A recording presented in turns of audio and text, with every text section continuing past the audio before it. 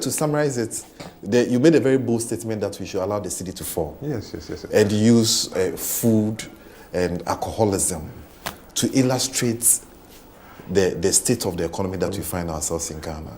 Okay. I can't leave you without going back to some of the issues that we addressed, because at the time when everybody was fidgeting and getting scared about the fall of the cedi, you actually stood out and said we should allow the cedi to fall. Okay. This section actually is I'm very passionate about, and I'd like people to really listen. In February, I did a presentation. CMIG called me, come and do a presentation because the cedi, and I made a presentation on the cedi.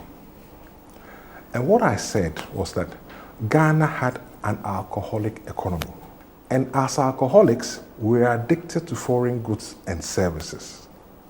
Okay, so we're alcoholics. Like an alcoholic is addicted to vodka or appeal, we're addicted to foreign goods and services. And every now and again, we get a hangover. And when we get a hangover, we go to Alcoholics Anonymous. Alcoholics Anonymous is an organization that was founded, I think, about over 50 years ago. And it's an organization where alcoholics go to try and recover from alcoholism. So they meet people, they sit together with the alcoholics. For Ghana, Alcoholics Anonymous, we did Operation Feed Yourself, we did Structural Adjustment Program, we did HIPIC. And for each of the programs, a significant attempt was made to wean us off our addiction to foreign goods and services.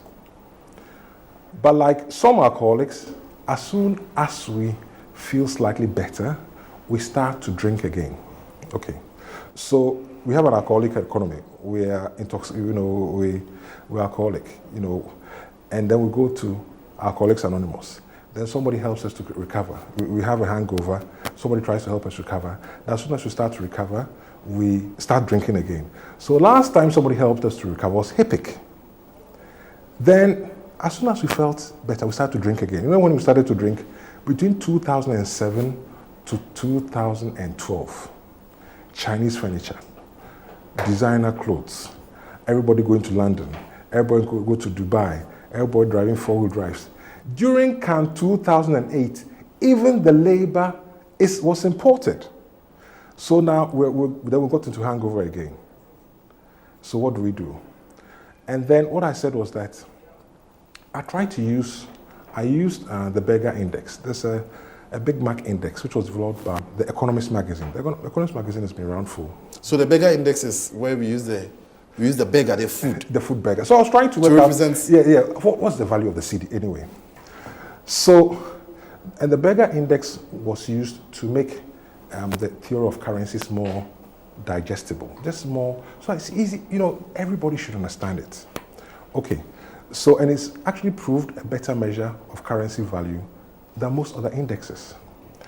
At the time when I did the presentation, the average price of a burger in Ghana was, the average price of a burger in America was $4.62. The average price of a burger then in Ghana was 25 cedis. Okay, and what the Big Mac index is that in the long run, the currency should buy an equal basket. So, or the price of burger should be the same? The same. Whether in the US or in Ghana or in Britain. Okay. Or... So at 25 cedis, if I used the Big Mac index, the price of a burger in Ghana was $10 because then the price of the cedi was 2.5 cedis to $1. And then I said that, okay, so what exchange rate do we need so that So in a sense, you were saying that the cedi was overvalued. Exactly. Because if the cedi wasn't overvalued, then we'll be buying burger as the Americans were buying. Exactly. So if you divide the $2.50, whatever price exchange rate to 25 cedis, you get $4.62. So then I divide 25 cedis divided by the average price of a burger in the US, which was $4 something. You got one cedi, $1 equals to 5 cedis, 41 pesos. And I said that showed that the cedi was overvalued. And I also said that the hair of the dog remedy, the hair of the dog remedy is when you wake up in the morning, you have 2 shots or whatever it is. Because the previous day, to clear, you got drunk. Yeah, you got drunk. will not work. To kill the hangover. To hangover. I also said that any attempt to manage the cedi's value with bans would not work. And then I said the Bank of Ghana wasn't going to work. And then I also said that the market will always win. So what I suggested that really, it's a no-brainer.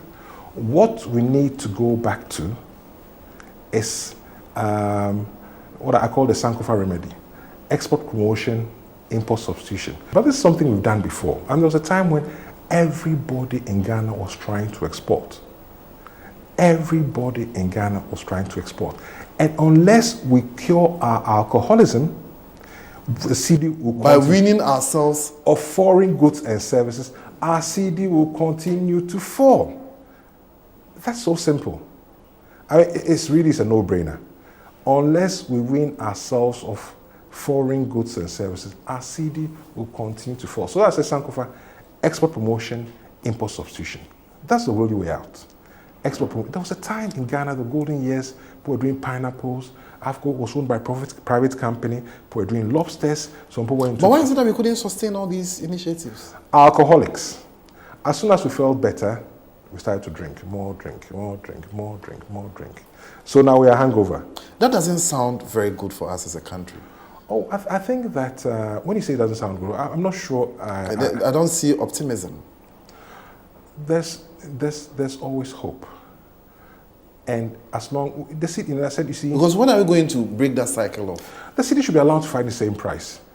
When it's cheaper for you to buy local orange juice than foreign juice, then we're getting somewhere. Yes, why are we holding the cedi? Then at the same time, some pastor had said that the cedi should rise, and I said, let the cedi fall. I said, let the cedi fall. We can't do anything. So when the cedi has fallen, it means that buying local products will be more reasonable to the consumer. No, it will force us, it will change our behavior. The only thing that will change our behavior is price. The only thing that will change our behavior. Why do we eat perfumed rice? Why do we eat perfumed rice? It's not a right. If you can afford it, eat it. But why are we not eating kenke and gari? It's only price that will correct our behavior. That's quite simple. It's so simple. Maybe suddenly you have so many pizzas, maybe you have kelewule. Nobody eats Easter. Maybe you have whatever they call it. There's something that they bake in leaves. It's better than pizza. Maybe you do that. Maybe then that burger doesn't taste as well now. Maybe you have some cocoa or something. But it's only price that will correct. It's only price and a conscious effort that will correct our behavior. And when I go into shops and I see that people can bring water into Ghana and sell it at a price which is competitive with Ghanaian water, there is a problem. Thank you, sir. Mr. Thompson, it's been wonderful talking to you. Thank you. Same here. I hope you will let the cedi fall. Let the cedi fall. Thank you. Thank you.